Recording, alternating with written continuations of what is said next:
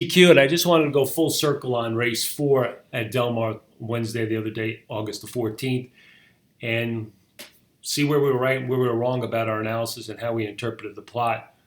So when you come back into the next day and you want to go back to that particular race that you looked for, what will happen is the results will get filled in. So you'll see up here there's a table that tells you who it's in finished position order with the odds. And also what happens is the plot actually gets colored in. So you could see exactly who finished first, second, and third on the plot. So it's a really useful tool. There's also a bar graph, and the way to read this is just basically kind of shows you where horses were at different positions during the race. The 9 was in the lead, ran seg. The 2 and the 9 were battling for the lead. The 2 really fell off. The 9, fell off some. So that's the way to kind of read this.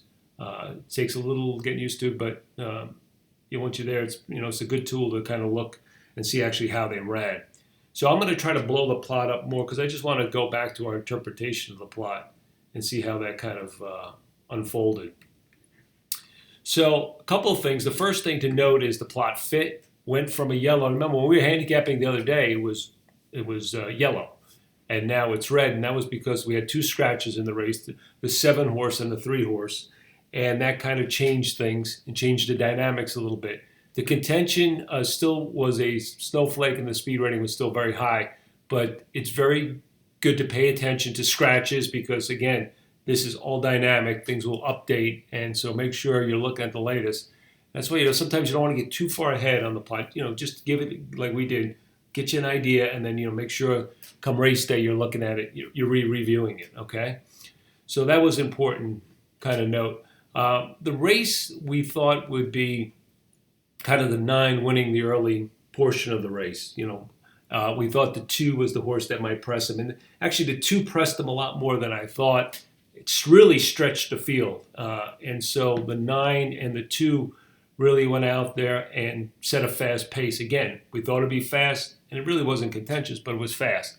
The 6 kind of sat a good trip, but probably got a little too close to the hot pace, and that might have hurt his finish a little bit, but he ran a good race, finishing second. The 10 got the trip. He sat a kind of what I call a free trip or stress-free. He was kind of between the first flight and the second flight, and he got the jump on the 1 who came running late too. The 4 and 5 are just too far out of it to make an impact, but that's how it kind of went. The 9, I think, hung on for 4th, and the 2 faded like we thought. So again, the 9 was the horse that we thought would win the early pace. Went a little too fast for him, and that enabled the horses here in the middle to get the jump on the closers and finish off the 9 after his battlement with the number 2 horse, which went a lot faster than we thought. So that was the analysis, pretty close to what we were thinking. And again, some of this sometimes just comes down to trip, and the 10 just got the right trip falling in between. But, a logical outcome in terms of a pace scenario. And you could just say, that's the beauty of this. You can look at different and argue different pace scenarios as you go through. But at least you have a picture, you have a starting point to go from, and then it's just a great tool for analyzing and coming up with kind of what if scenarios. Okay?